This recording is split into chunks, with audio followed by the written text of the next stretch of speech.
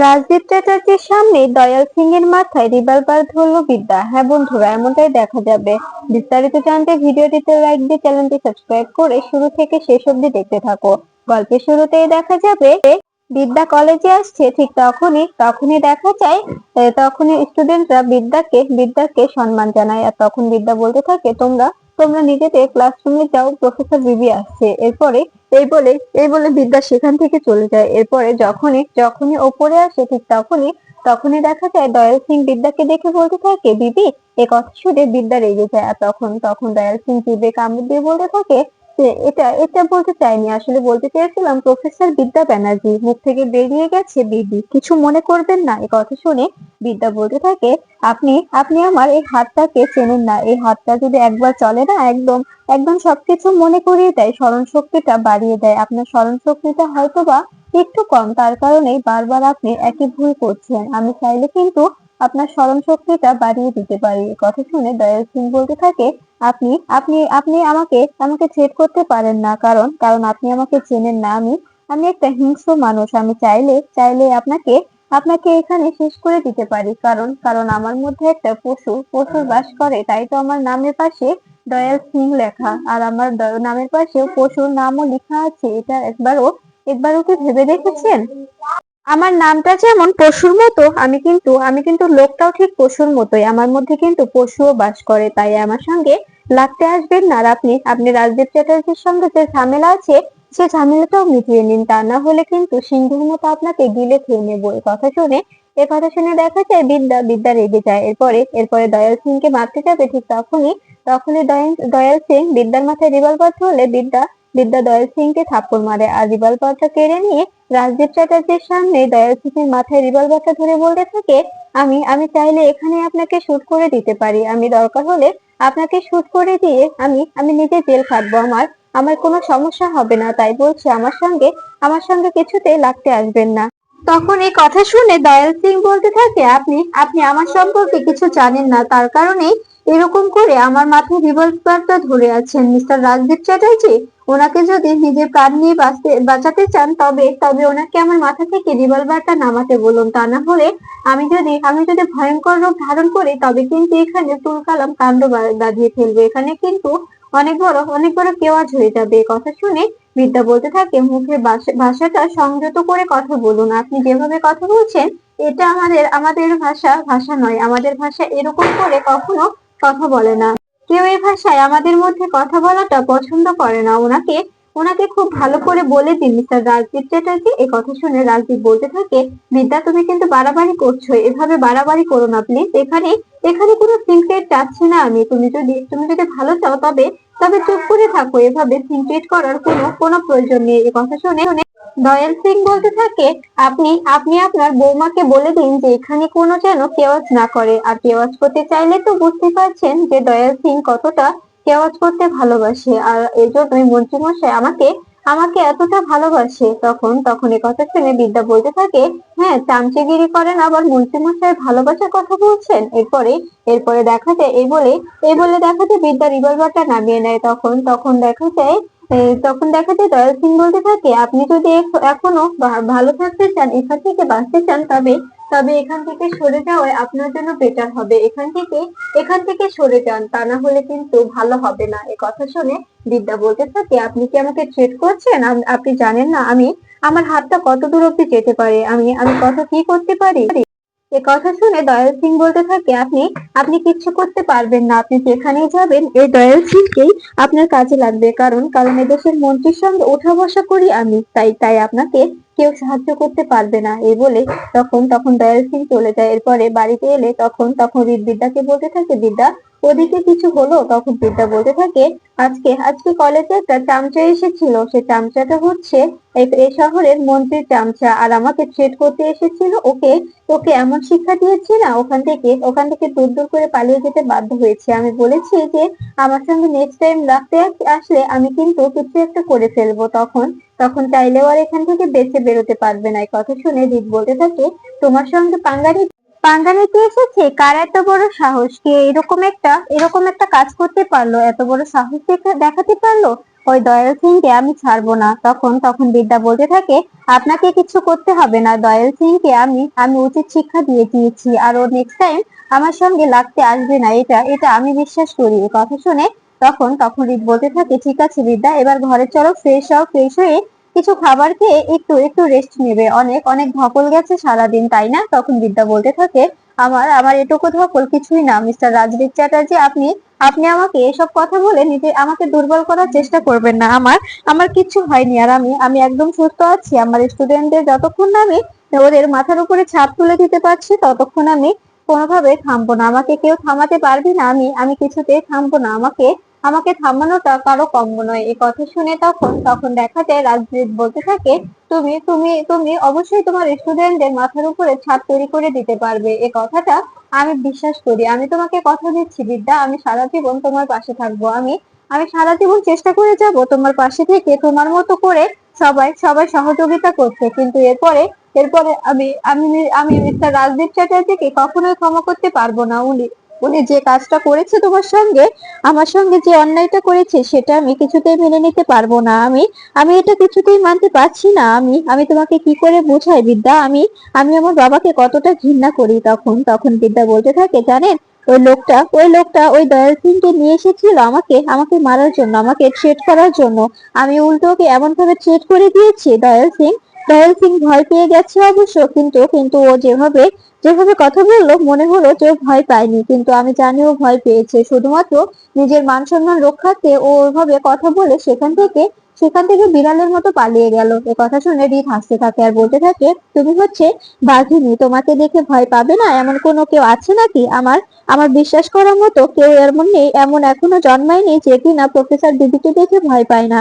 আর তোমাকে দেখে তো মিস্টার রাজদীপ চ্যাটার্জি অব্দি ভয় পেয়ে যায়, শুধুমাত্র শুধুমাত্র মুখে বলতে পারে না, কিন্তু আমি বিশ্বাস করি রাজদীপ চ্যাটার্জি তোমাকে দেখে প্রচন্ড ভয় পায়। তখন তখন বিদ্যা হাসতে থাকে আর বলতে থাকে, হয়েছে হয়েছে, এখন এখন আপনার কাজের কথা বলুন।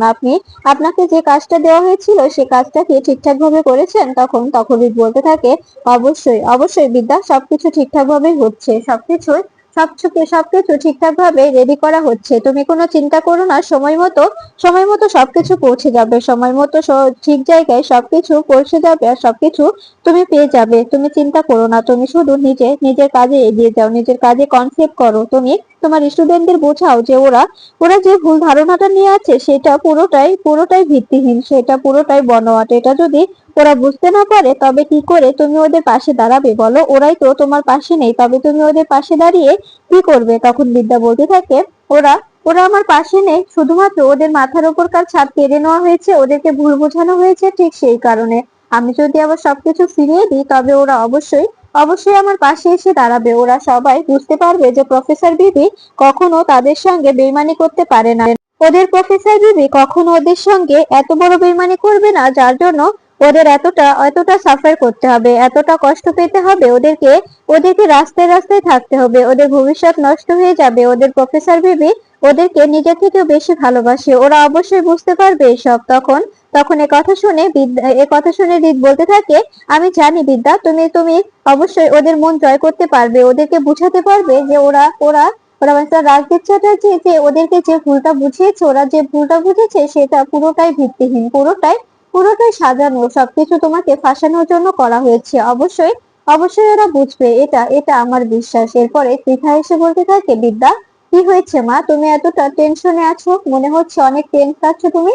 তখন বিদ্যা বলতে থাকে, তেমন কিছু না, আসলে আসলে মিস্টার রাজদীপ চ্যাটার্জি এমন ভাবে আমার প্রতি আমার আমার বিরুদ্ধে আমার স্টুডেন্টদের খেপিয়ে তুলেছে, ওরা ওরা কিছুতেই আমাকে বিশ্বাস করছে না। বিশ্বাস করুন, ওদেরকে যে ভুলগুলো বোঝানো হয়েছে সেগুলো সেগুলো অবশ্যই অবশ্যই রাজদীপ চ্যাটার্জির একটা প্ল্যান করে করেছে। আমি এসবের কিছুই জানি না।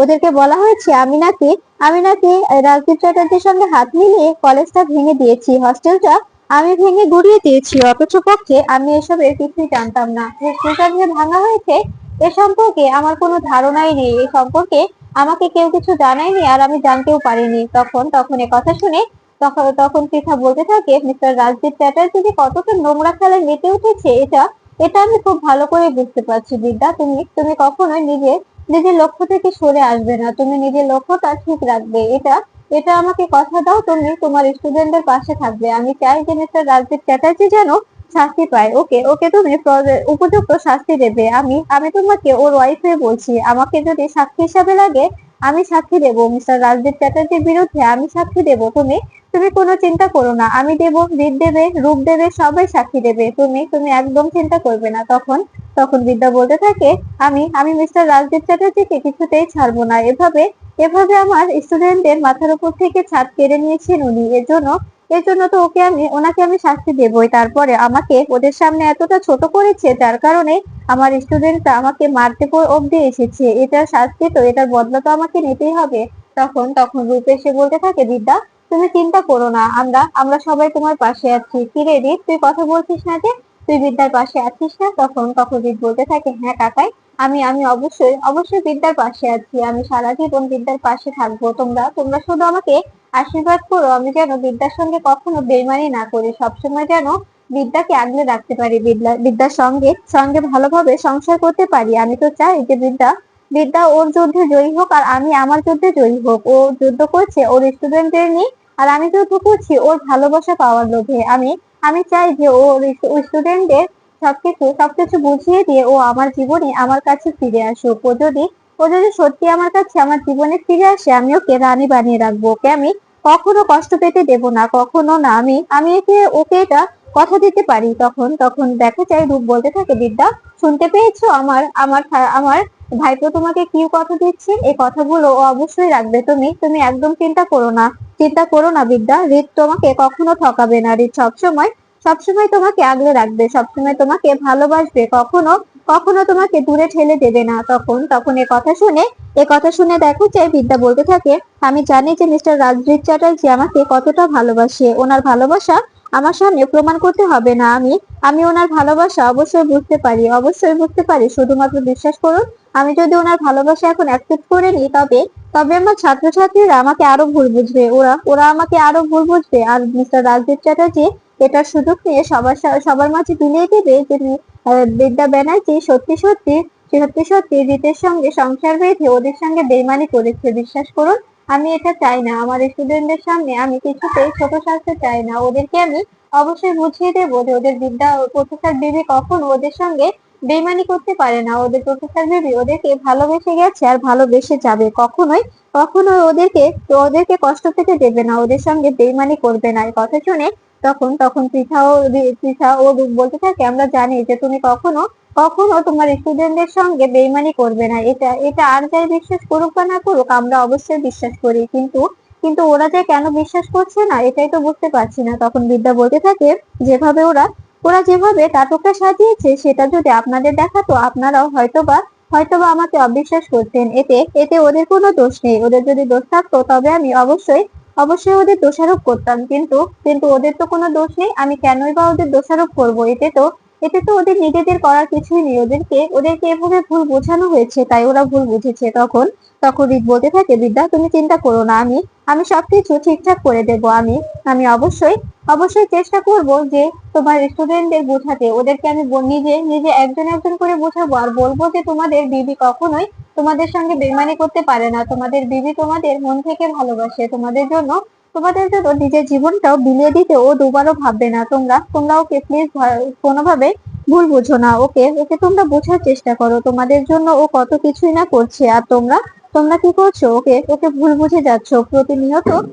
ওকে ভুল বুঝছো। তখন এ কথা শুনে তখন তখন বিদ্যা বলতে থাকে, আমার আমার লড়াইটা আমি নিজে লড়ে নেব। আপনাকে আপনাকে কোনো কষ্ট করতে হবে না, কোনো কিছু করতে হবে না। আমার নিজের লড়াইটা আমি লড়তে শিখে গেছি। আমি ছোট থেকে লড়ে আসছি, আর এখন তো আমি বড় হয়েছি, এখন কেন পারবো না? এখন আমাকে নিজের লড়াই নিজেকেই লড়তে হবে। কোনো সমস্যা হবে না। তখন তখন পৃথা বলতে থাকে, শোনো মা, সবসময় আমার ছেলেটাকে নিজের পাশে আগলে রেখো। আমার ছেলেটাকে নিজের কাছে যত্ন করে রেখে দিও।